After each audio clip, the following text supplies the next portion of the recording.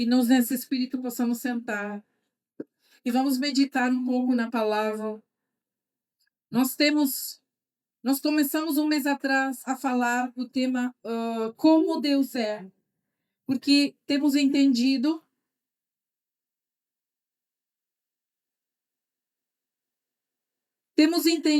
que nós precisamos conhecer esse Deus.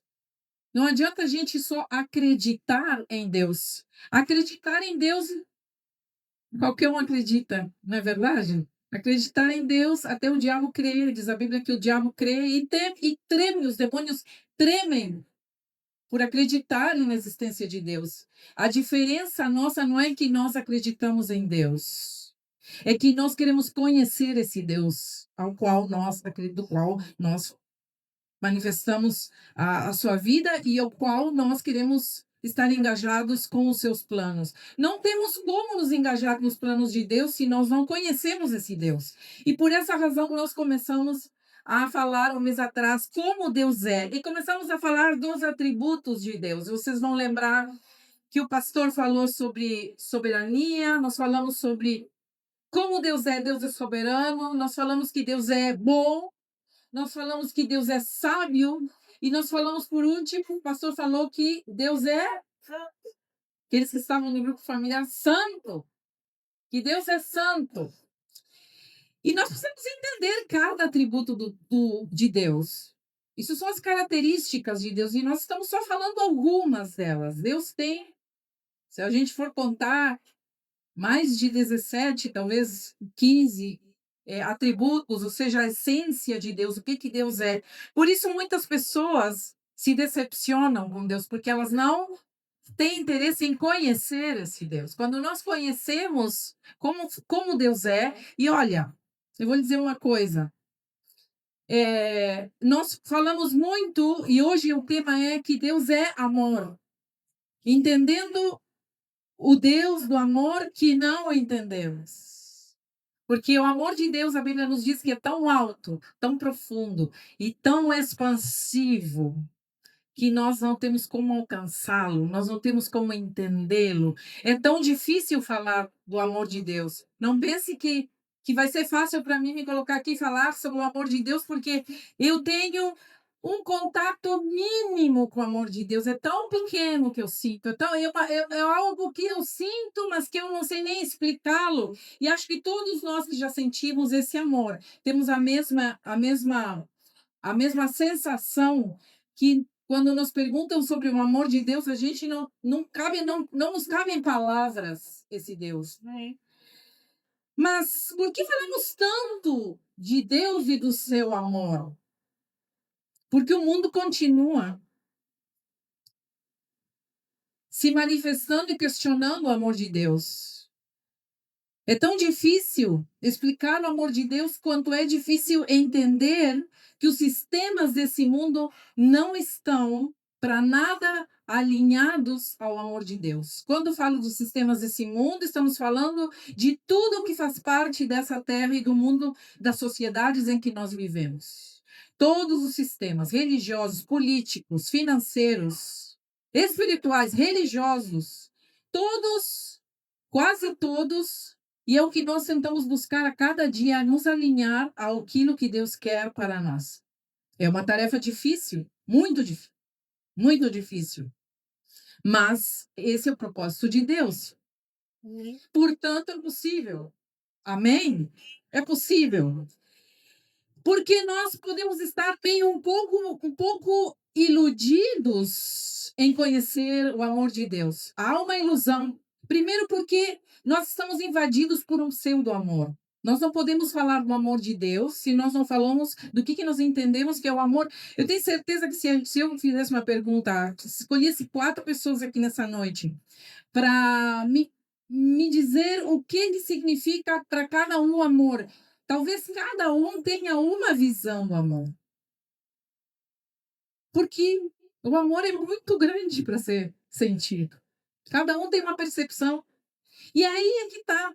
Esse pseudo-amor, porque o pseudo-amor, o que nós sentimos como seres humanos, ele ele vem engajado com uma pergunta, ele vem alinhado com uma pergunta que não quer calar quando nós nos deparamos com as dores desse mundo. Onde está Deus? Onde está o amor de Deus? Nós vivemos nos perguntando, e talvez você seja invadido e questionado muitas vezes por pessoas, dizem assim, mas onde está o amor de Deus que vocês pregam? Eu muitas vezes fui questionado, mas cadê o amor que vocês pregam? Eu me lembro de um irmão há muitos anos que se congregou conosco em seguida que a gente começou aqui na igreja, e ele era esposo de uma irmã muito fiel, e ele estava ali engatinhando seus primeiros passos na fé, e eu lembro que um dia nós estávamos fazendo louvor e estávamos cantando sobre o amor de Deus durante o louvor, e ele estava sentado bem assim na minha frente, como está a irmã aqui. E ele me olhou ali onde eu estava, e eu cantando sobre o amor de Deus, de olho fechado. Quando eu abri o olho, ele olhou para mim e fez assim, só um gesto, fez assim. O que, que você entende se uma pessoa faz assim? Né? Papo furado. Eu entendi assim, ele fez um cara de desprezo. Tipo, é só cantoria. Aquilo, né, na hora me chocou, mas eu entendi que ele tinha uma visão do amor de que tudo o que ele quisesse fazer teria que ser feito. Que ele tinha uma visão do amor sobre sua esposa, do qual era um relacionamento abusivo, onde ele batia na sua esposa. Ele queria que nós nos posicionássemos a favor dele. Tipo, não, vocês não podem orientar minha esposa a se separar de mim, porque isso não é amor de Deus. Só que aí é que está a questão, como o amor de Deus age diante dos males desse mundo e como nós interpretamos esse amor. Porque para essa pessoa, o amor de Deus que nós estávamos cantando era papo furado em relação a ele. Porque ele não se sentia apoiado para fazer o mal que ele queria fazer. E, portanto, ele entendia que essa igreja não me ama, porque eles não apoiam que minha esposa fique nesse relacionamento, mesmo eu batendo nela e maltratando ela todos os dias. Quando eu penso nisso, eu vejo que o amor está em confusão. Há uma confusão, nós temos uma grande confusão. Eu estou lhe falando aqui de uma coisa exagerada, mas nós perdemos a linha muitas vezes. Nós, às vezes, achamos que amar é ser ingênuo, né? Nos deixar passar para trás como cristãos, e as pessoas dizem, cadê o amor de Deus? A gente se deixa passar para trás. Muitas vezes nós entendemos que amar como cristãos é ser passivos diante do mal, é não ter nenhuma reação, evitar um conflito. Às vezes achamos que não nos deixa, que amar é, como cristãos, é aceitar os abusos, como eu terminei de falar, aceitar que abusem de nós e que nos maltratem, isso é amor. Ou às vezes simplesmente aquela frase que todos nós repetimos como papagaios, mas que não entendemos nada do que a Bíblia fala. Quando dizemos dar, temos que dar a outra face. O pastor falou um pouco outro dia disso, né? O que é dar a outra face? Não, me bate, quer dizer, me bate aqui e toma esse lado que está aqui para me bater. Quando Jesus falou disso, não estava dizendo isso. Nós somos tortos em entender a palavra de Deus. Ser cristão e amar as pessoas e amar esse Deus de amor não quer dizer que a gente vai deixar que batam em nós sem reação. Eu lembro quando eu estava na terceira série, apenas era uma criança, que uma coleguinha, por eu ser cristã, tinha me pegado assim de capacho. Então ela sentava atrás de mim e ela sabia que eu não ia reagir, porque eu era cristã, minha mãe era cristã, minha mãe era professora naquela escola, então ela sabia, estava ciente disso, alguma coisa, ela entendeu, que ela começou todos os dias, ela puxava meu cabelo, e eu passava a aula inteira assim, e ela puxava meu cabelo, e eu sempre quieta, sempre quieta, sempre quieta. Um dia tanto foi o cântaro ao poço que quebrou. Então chegou um dia que ela me pegou e disse: não é possível, eu tenho que parar com isso, eu vou passar o ano inteiro, essa menina não me deixando me concentrar nas coisas que eu preciso aprender. E eu peguei, me virei, como boa criança que não tem noção das coisas também, revirei e dei um tapão nela. Aí, quando eu dei um tapa, Gente, eu não estou dizendo que você tem que ensinar seu filho a bater, mas você precisa ensinar seu filho a se defender, tá? Seu filho precisa se defender do mal. Você não vai ensinar ele a bater, mas mas você tem que ensinar ele a não ser abusado, ou seja, a que não seja abusado pelos outros. Você vai ensinar uma filha sobre o relacionamento, você vai ensinar ela a se comportar como uma dama, mas também você vai ensinar ela a não deixar que abusem dela e que nenhum homem tem o poder nem a liberdade de abusá-la. Você entende o que é o evangelho? O evangelho é isso. Quando nós falamos de dar outra face, nós precisamos entender que isso tem um contexto, que Jesus estava falando isso no contexto, que isso não é para ser interpretado literalmente.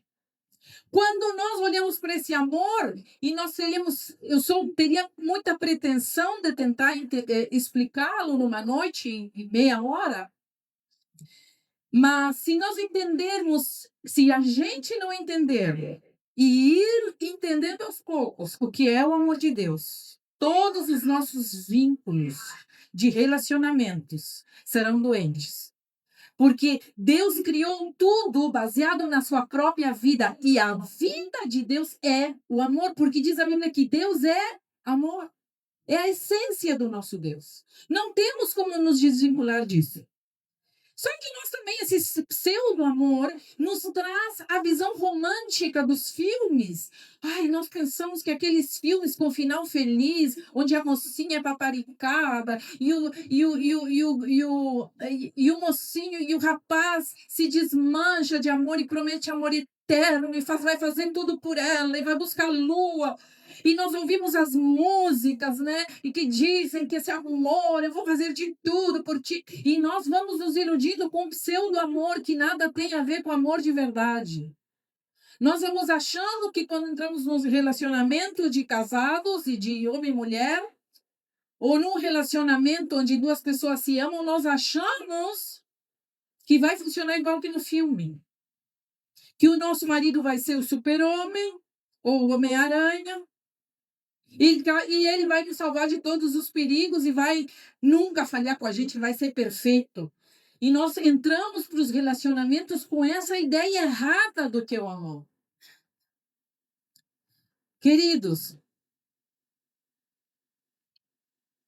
nós nada sabemos. Eu tenho que lhe dizer uma coisa nessa noite. Nós não sabemos amar. É simples assim.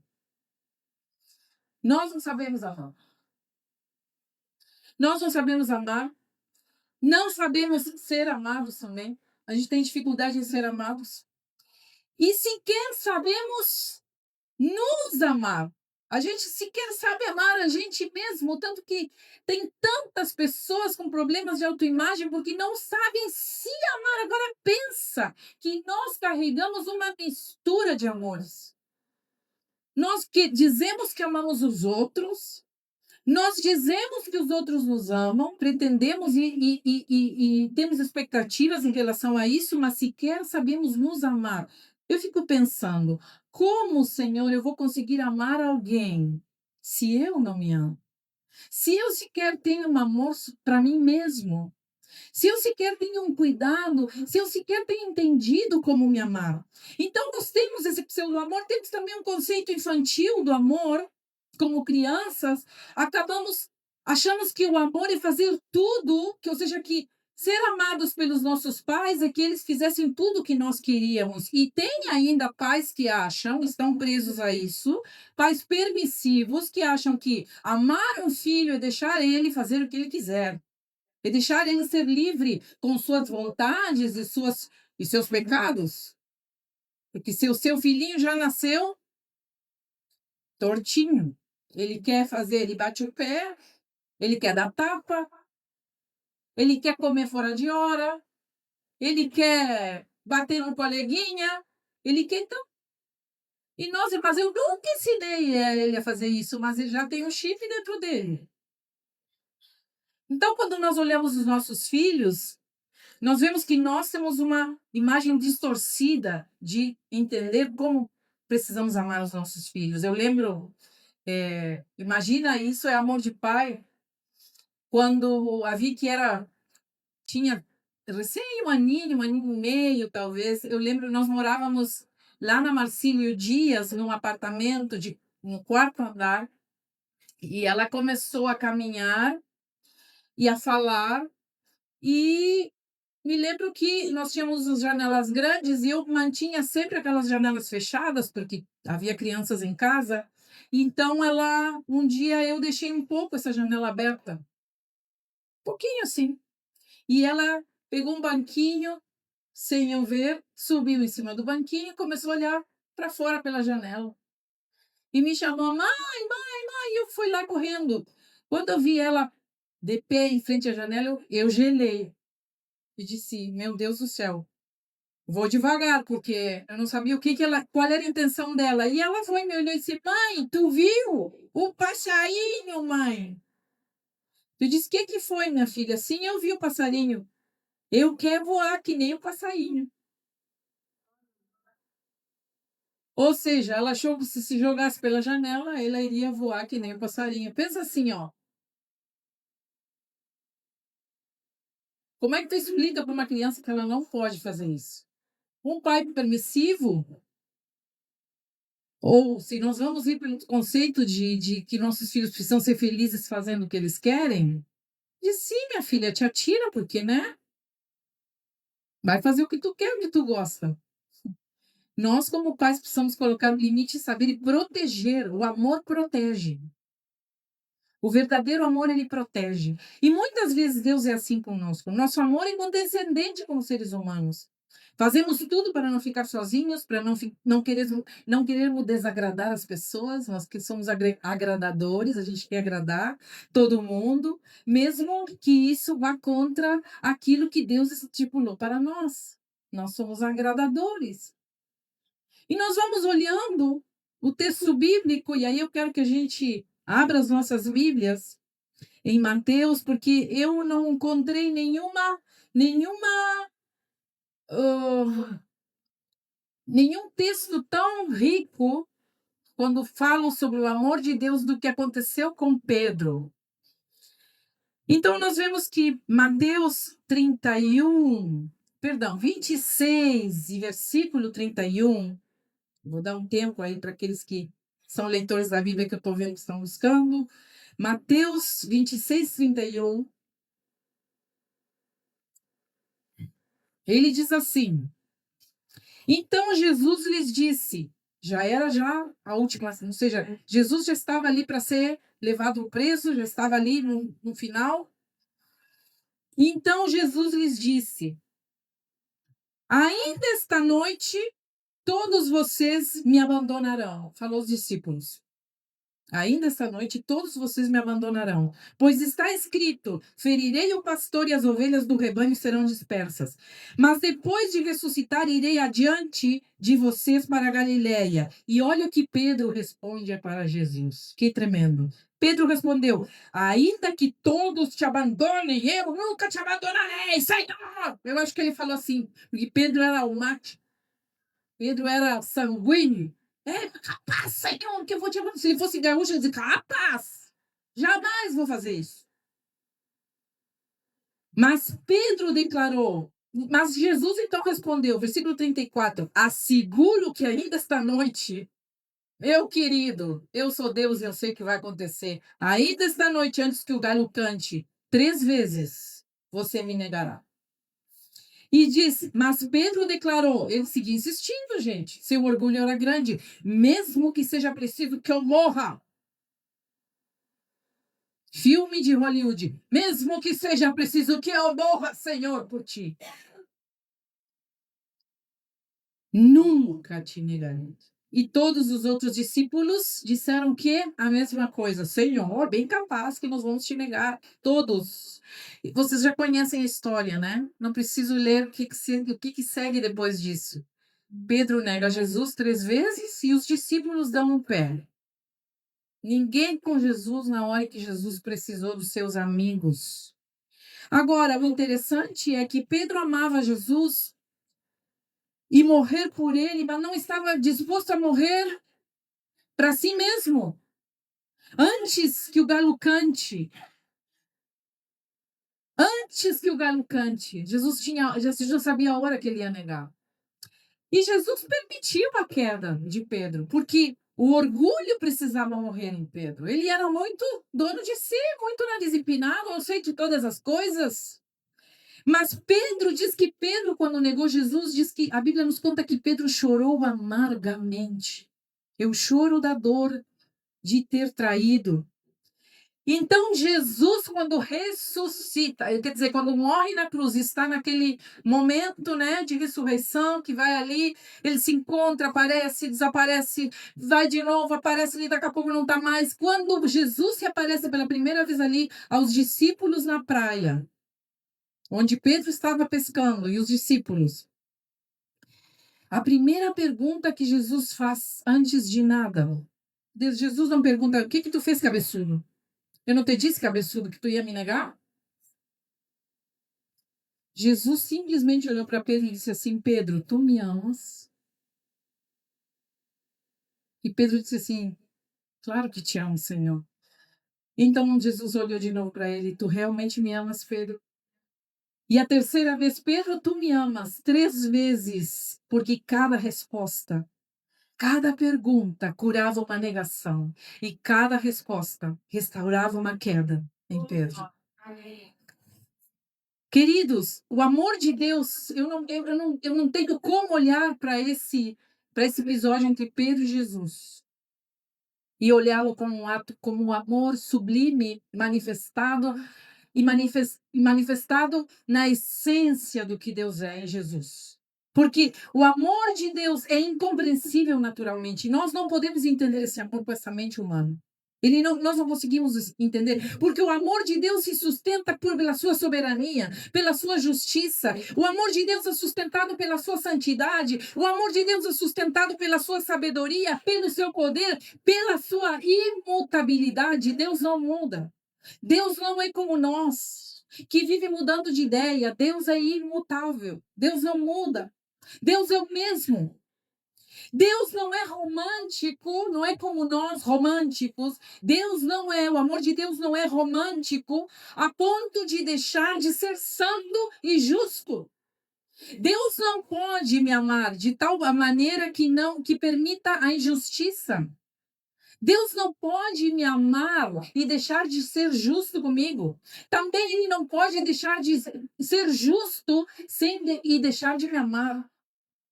Há um equilíbrio nesse amor, há uma justiça dentro desse amor.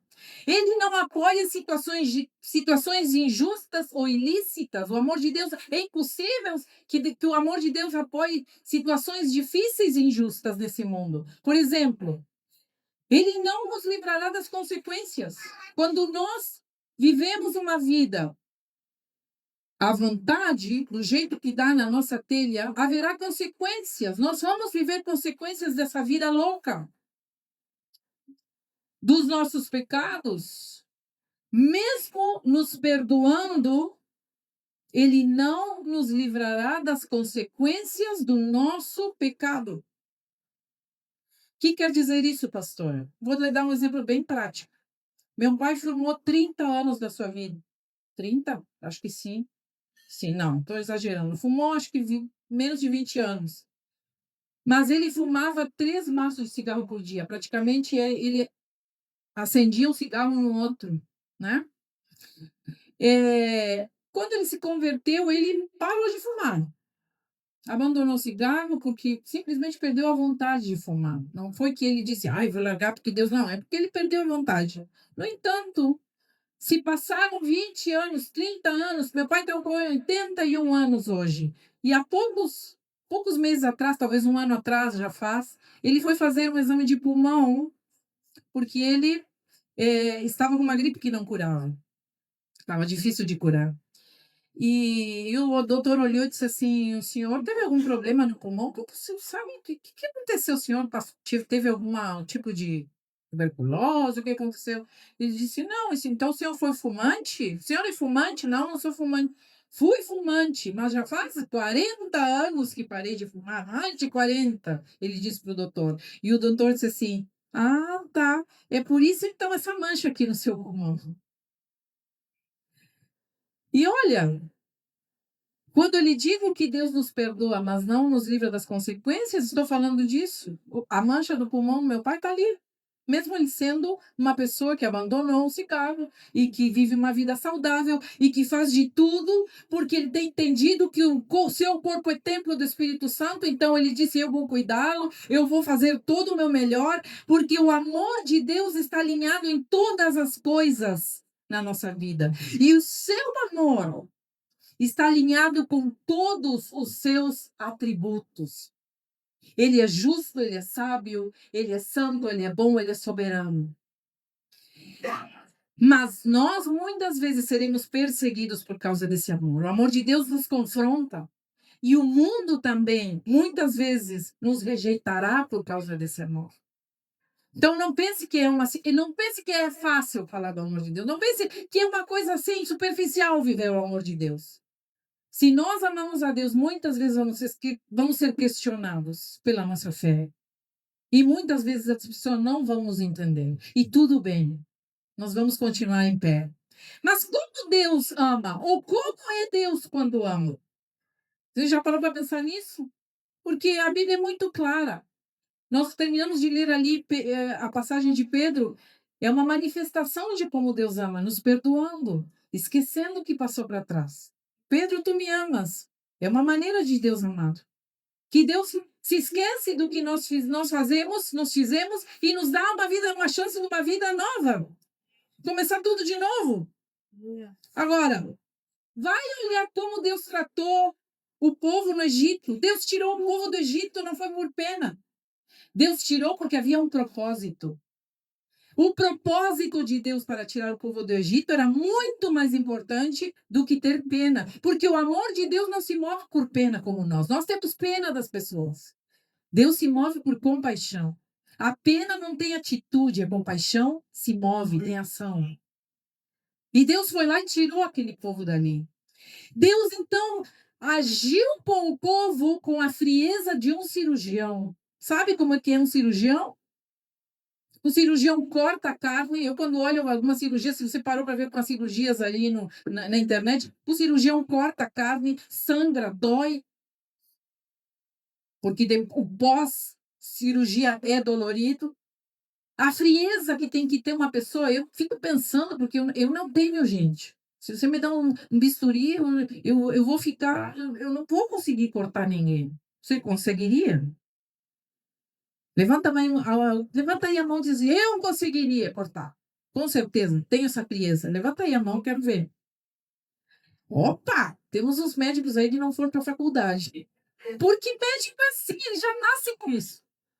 Entendeu? A maioria de nós, Deus me livre. A gente tem pena sabe? A gente não tem frio para isso. O cirurgião precisa ter frieza, senão se ele se colocar na frente do doente e dizer assim, da pessoa que está ali, dizer: ai meu Deus, agora eu vou ter que cortar, meu Deus, vai sangrar, não vou poder. Não, ele tem frieza, a precisão, ele sabe onde tem que cortar, como tem que cortar, porque esse amor de corte, de sangue e de dor salva a vida daquela pessoa. É salvador. O amor de Deus é assim, amados. É firme, é preciso, é consciente, porque ele não se move por emoção. Deus não se move por emoções. Ele não é sentimentalista como nós. E aí nós vemos o amor de Deus no Filho, para ser mais práticos. Não há nenhum amor maior do que Deus teve pelo seu Filho. E indiretamente também por nós. Diz que Deus, o Filho, foi amado pelo Deus Pai em Jesus. E toda a raça humana foi amada por Deus através do seu Filho Jesus. A Bíblia nos diz assim: ó, de tal maneira Deus amou que deu o seu Filho unigênito. Mas olha só, olha que contraste nesse vínculo. Porque nenhum vínculo natural entre nós se compara ao amor de Deus Pai por esse Filho. O amor que permite sofrimento. Você já pensou se lhe pedissem um filho para salvar a vida de alguém? Você daria o seu filho? Porque eu não daria. Já vou dizendo, eu não daria. O Pai deu o seu Filho. Ele deu por ti e por mim. Sabe por quê? Porque nos amou. O Filho disse assim: afasta de mim, se é possível, esse cálice, Pai. Porque ele estava sendo tentado a não passar por tudo aquilo. Jesus foi tentado a não passar por tudo aquilo. Sabia o que esperava ele. Também era um ser humano que estava ali. Totalmente Deus, totalmente humano. Então, Deus simplesmente, eu imagino essa conversa. Claro que a Bíblia não nos diz isso, mas eu gosto de imaginar. Quando o filho diz assim: Pai, afasta de mim esse cálice, se é possível, me tira esse. Vai de novo e diz: Pai, se é possível. Diz que suava sangue. Nós olhamos para essa imagem de Jesus, a gente tem pena, como se fosse um mártir. Mas ele fez isso porque ele quis. Sabe o que o pai fala para o filho naquela hora? Não foi isso que combinamos. O que combinamos, meu filho?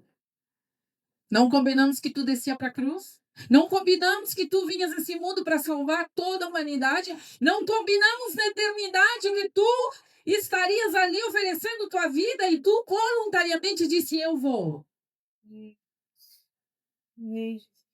Você entendeu essa conversa? O pai simplesmente não ouviu esse clamor. Afasta de mim, não.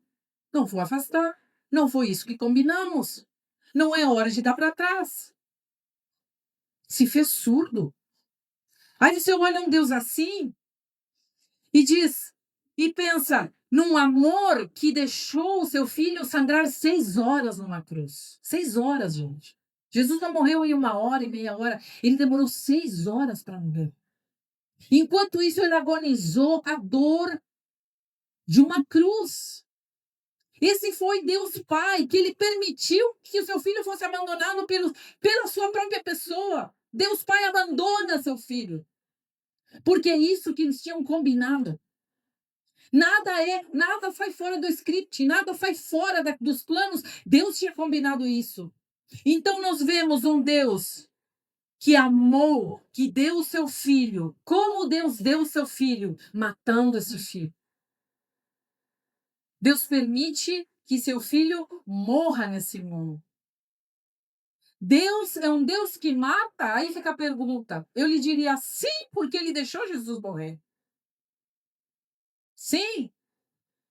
A morte do filho é a prova do amor do Pai por nós. Para que Deus cumprisse o seu propósito e seu amor por nós, houve uma morte, era necessária uma morte. Então nós vemos a cruz como ponto de partida, amados. Nós vemos que Deus nos ama começando com uma cruz também, quando nos chama a segui-lo. O amor dele sempre confronta a nossa natureza humana, onde nós vemos problemas. Deus vê oportunidades de expansão mental e espiritual para nós. É assim que Deus nos ama. Pessoas dizem assim: eu saí dessa igreja porque a igreja não tem amor nessa igreja. As pessoas saem das comunidades dizendo: eu saí porque o irmãozinho não me cumprimentou, porque me virou a cara, porque Deus não ouviu as orações, essa igreja não tem poder, deveria de ouvir as orações dos seus filhos quando chegamos ali na reunião de oração. Por que então Deus permitiu isso se Ele nos ama? Como podemos entender o amor assim? A não ser que nossas afirmações são humanistas, sentimentalistas, de um amor distorcido, de um amor que não faz sentido, de um amor que está mal interpretado, de um amor que é humano, mas não é divino. Nada temos entendido desse amor de Deus. Nosso amor é sensível, nosso amor é ofendido, nosso amor é carente. Mas o amor de Deus mata os conceitos humanos e restaura toda a verdade em nós. Isso é o que Deus faz em nós. Então a morte é necessária para viver o amor de Deus. A morte espiritual é necessária. Nós precisamos morrer para muitas coisas. Morte na natureza humana. Nós precisamos morrer para essa natureza humana pecaminosa, do orgulho ferido, da necessidade de estar sempre com a razão, da necessidade de estar sempre sendo contemplado, mimado, acariciado, e que ninguém me toque porque eu vou me ofender, cuidado, porque eu sou sensível. Esses somos nós. Nós precisamos morrer para esses ressentimentos. Quando Deus crucifica seu filho ali na cruz, ele nos aponta, vocês também têm que morrer para essa carne. Vocês têm que morrer para esses ressentimentos. Precisa haver uma morte também das nossas crenças erradas. Nós temos crenças erradas de Deus. Nós achamos que o nosso... Aliás, crenças erradas até da gente mesmo, porque a gente acha que o nosso valor depende do que os outros pensam de nós. Olha só como nós somos carentes. Nós achamos que se estamos bem com as pessoas, então tudo bem. Se as pessoas gostam de nós, ai, que coisa boa, eu sou amado. Gente, o amor é confrontativo muitas vezes. Muitas vezes nós vamos precisar ser confrontados com as verdades. E nós vamos precisar falar a verdade. Quem te ama vai muitas vezes te dizer isso está errado. Isso não é por aí. Quem te ama vai te falar a verdade. Doa ou não doa. Não vai tentar botar melzinho. Vai te falar o que é. Talvez quem não te ama vai tentar. Ai, sim, meu amor, claro, meu amor, minha flor. Ai, minha querida, sim, é legal, é muito bom o carinho das pessoas. Mas isso não faz que a gente leve um choque de realidade. Muitas vezes nós precisamos levá-lo. Então, meu valor não depende do que os outros pensam de mim. Nós precisamos morrer para as expectativas.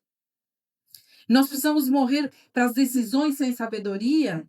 Quando deixamos de agir pelo impulso, na pressa, pelas emoções descontroladas, há uma morte que precisa acontecer do nosso orgulho humano. Nós somos orgulhosos. Quando a verdade importa mais que a minha imagem, nós achamos, né? Eu estou tão preocupada com a minha imagem que não me importa. Né? Se é mentira, se é verdade, o importante é que a minha imagem fique bem nessa história. Isso precisa morrer, amados, porque se chama orgulho. Deus não está buscando o nosso bem-estar. Aí você vai dizer, como, pastora? Deus não está buscando o nosso bem-estar? Como assim? Não, porque eu não sei o que é o seu bem-estar. O que você entende por estar bem na vida? Pode ser um erro. Talvez eu tenha uma noção de que estar bem na vida é estar com 10 milhões no banco. E Deus que me conhece diga isso não vai te fazer bem. Isso vai subir para tua cabeça. Tu vai te tornar arrogante. Porque ele nos conhece, então nós precisamos entender que esse bem-estar que nós achamos que nós merecemos, Deus não está preocupado com isso. Deus está preocupado e ele quer a morte dos nossos conceitos que nos separam dele. É isso que Deus quer. O amor de Deus não é o que nos impede de cair, é o que nos impede de permanecer caídos. O amor de Deus não é o que nos impede de cair. O amor de Deus não vai agir em nós, não deixando a gente cair, sabe? Nós como pais, assim, a gente como pai, a gente vê um filho passando dificuldade, a gente não quer. Nós vamos lá, não, eu tenho que fazer alguma coisa. Como eu vou deixar meu filho quebrar a cara desse jeito? E a gente já avisou, e a gente já disse, mas o filhinho vai lá mimado, mimoso, e diz, eu vou fazer igual. E nós, ai meu Deus, e agora? Eu vou lá, eu tenho que, né, arrumar aquilo que ele fez errado. Deus não faz isso com a gente. Deus não nos impede de cair. Se a gente teimar, Deus vai nos deixar cair. Deixou cair Pedro, deixou Jesus deixou Pedro negar, tudo bem, essa é a tua natureza. Mas o amor de Deus nos impede de continuar caídos, porque ele nos levanta todas as vezes. Pedro, tu me amas? Pedro, tu me amas? Esse é o amor do nosso Deus. Não é para sempre caídos, não é para sempre errantes, não é para sempre em situações difíceis. É um amor que nos deixa as consequências, mas que diz assim: agora aprende, meu filho, levanta, vamos levantar juntos, vem aqui comigo, vamos caminhar outra coisa, vamos fazer outra coisa, vamos deixar isso para trás. Vamos aprender com esses erros. Como Deus nos ama maravilhosamente. Eu penso todas as vezes em que Deus me amou desse jeito. deixando eu quebrar a cabeça. Quantas vezes me, me faltam todos os dedos da mão e dos pés? Vou precisar de todos os dedos aí de vocês, em que Deus me recolheu de novo e me deu mais uma chance e me disse: agora aprende. Quer errar, erra, mas com outras coisas, esse já foi. Seja original, né? Oramos para mudanças. Claro que oração nos, né? Nós oramos, pedimos para Deus, mas a mudança vem quando nós morremos para tudo isso. Não é a oração que vai mudar a nossa vida. Não é a oração. É a morte interior de todas essas crenças que vai fazer com que a nossa vida vire uma chave, que nós começamos a viver uma outra coisa, porque é um contrato que Deus faz conosco. Nós oramos, Deus faz a sua parte e nós fazemos a nossa. Deus vai nos abençoando e nós vamos caminhando. Deus vai nos levantando e nós vamos levantando junto e dizendo: Senhor, me ajuda a não cair de novo nesse erro. Porque eu já aprendi e não quero ficar batendo cabeça. Não quero ser cabeça dura. A plenitude do amor de Deus está na morte de Jesus. E eu quero terminar nessa noite com essa cruz que começamos a falar como o marco, como a expressão máxima do que é, de como é Deus quando ama. O Deus do amor, como é Deus quando ama. Nós olhamos para aquela cruz, enquanto Deus entrega o seu filho aqui na cruz. Do outro lado, seu amor é derramado em toda a sua expressão sobre a criação e será tangível quando essa morte for reproduzida em nós todos os dias. Ela se torna tangível. O véu diz ali que o véu foi rasgado quando Jesus morreu. O véu do templo é rasgado de cima para baixo. Agora, quando nós falamos de véu, nós pensamos que véu é uma coisa, é um tecido assim, né? Que o vento sopra e faz assim. O véu do templo não era isso aí. Diz que o véu do templo tinha 10 centímetros de espessura. Pensa numa parede de tecido.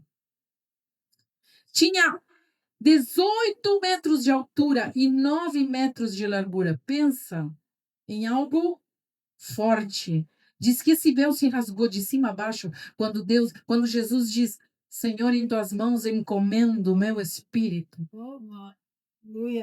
E morre. Esse véu se rasga.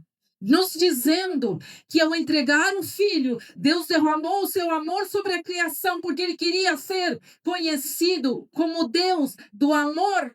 Um Deus acessível, um Deus sem véus, um Deus revelado, um Deus sem barreiras. Não havia mais barreiras entre nós e Deus. No momento em que Jesus morre, era necessário essa morte.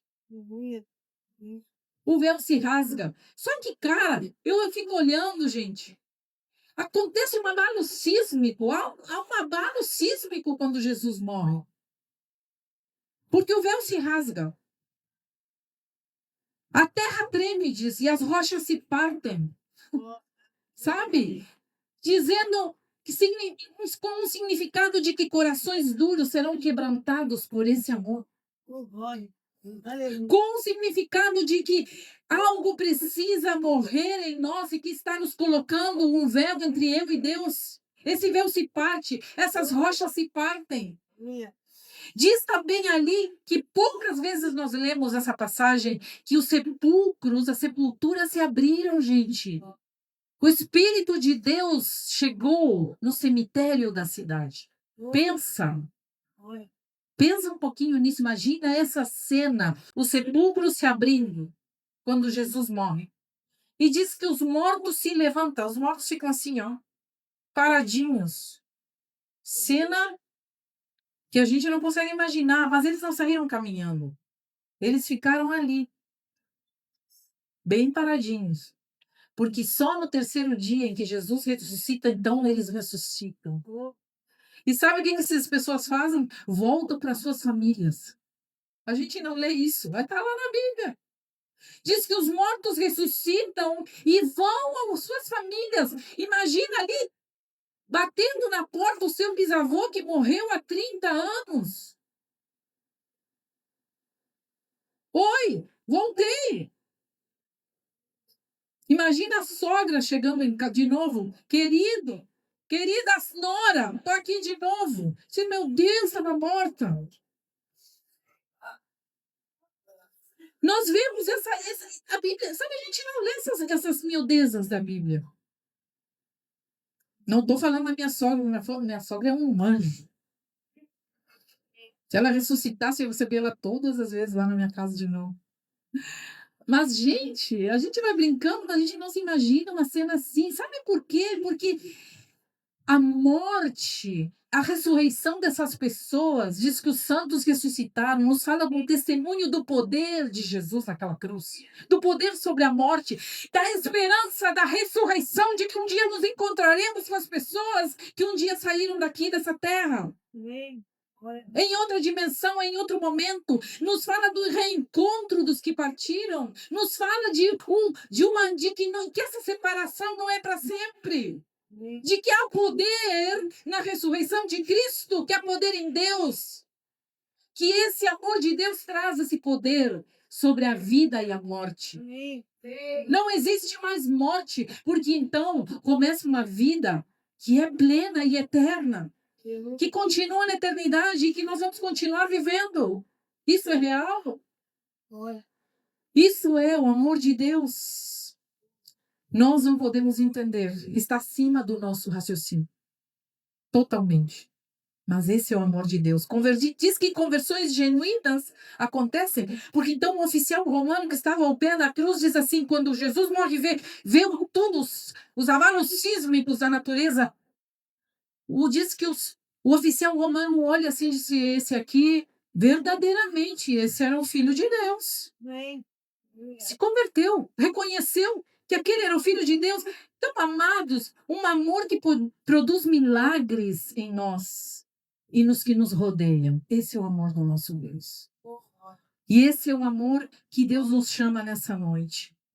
Amamos quando morremos para muitas coisas. É necessário. É muito necessário. Porque o verdadeiro amor nasce quando os falsos amores morrem. Então nasce o verdadeiro amor. Essa morte gera vida, cura, milagres, maturidade espiritual. Eu quero que nessa noite a gente feche os nossos olhos, aí onde nós estamos. Vamos fechar os nossos olhos e pensar nessa morte. Nesse Deus que nós estamos querendo conhecer. Esse Deus do amor. Esse Deus que tem um amor frio. Não é um amor platônico, não é um amor romântico. É um amor frio. Como assim, pastor? Sim. Quando eu olho para Jesus morrendo naquela cruz, o Pai teve um amor frio. Jesus teve um amor frio se entregando ali por nós. Porque o amor dele é maior que a morte. Porque o amor do nosso Deus está acima da morte. Era mais importante morrer. Era mais importante se sacrificar. Era mais importante derramar o amor sobre a humanidade e cumprir o seu plano sobre nós. Nós venhamos a fechar. Quero que todos nós fechemos os nossos olhos, porque talvez hoje você tenha percebido que o amor de Deus não é como tu imaginava. Não é um amor que apenas conforta, mas é um amor que transforma. Não é um amor que nos protege da cruz, mas é um amor que nos conduz a ela. Muitos de nós amamos a ideia de Deus, mas resistimos ao modo como Ele nos ama. Queremos o amor que alivia, mas não o amor que confronta. Queremos o amor que resolve problemas, mas não o amor que mata o nosso orgulho. Nós queremos as falsas expectativas, nós queremos os conceitos errados que carregamos. Mas hoje, nessa noite, Deus não está te perguntando se tu sentes algo.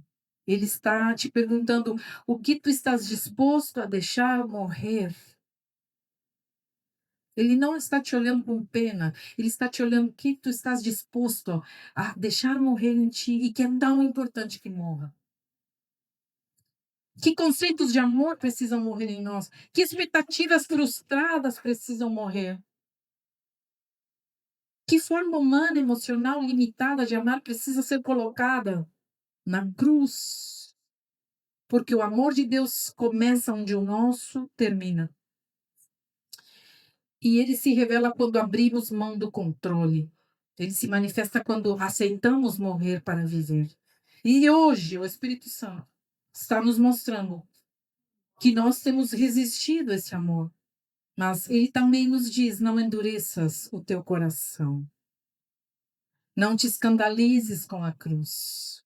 Não fujas do processo. É isso que o Espírito está nos falando nessa noite. Esse amor não veio para nos destruir, mas ele veio para nos ressuscitar em Deus.